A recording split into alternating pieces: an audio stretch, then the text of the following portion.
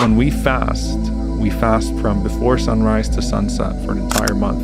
And there's no food or water, period. No bread, no nothing. You don't eat or drink, even if you live in Texas, where you get these long, hot days in the summer. And of course, Islam is on a lunar calendar, so it moves every year, about 10 days earlier. During that time, you restrict the intake to the body so that you can focus on the intake of the soul.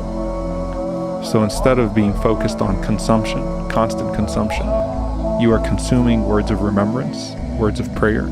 You're to be hyper conscious of not doing anything that would spiritually validate your fast, just as you would physically. So just like you won't eat or drink, you certainly won't engage in sin. Though you shouldn't engage in sins throughout the year, but you're not going to speak words of evil. You're not going to gossip or slander. You try to fast with your eyes, not look at things that are not praiseworthy.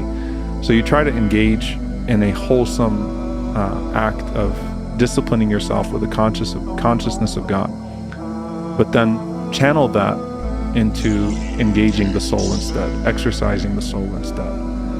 And what you'll find with Muslims in this act of God consciousness, where they reduce the consumption, is they become far more grateful for the blessings of God, because throughout our lives we just take sips of water, we eat what we can, we snack. When you're abstaining from that, you become so much more grateful for that sip of water, so much more grateful for that bite of food, so much more aware of the one who provided those blessings to you, so much more aware of those that don't have the same access to those blessings that you have.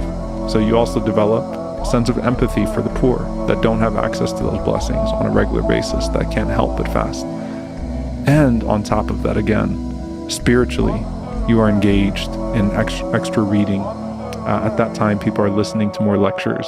People are engaged in extra acts of devotion, extra acts of charity. Muslims are most charitable in the month of Ramadan. So you just feel great. And it's hard to explain to someone that doesn't do it, because it sounds like torture to people, right?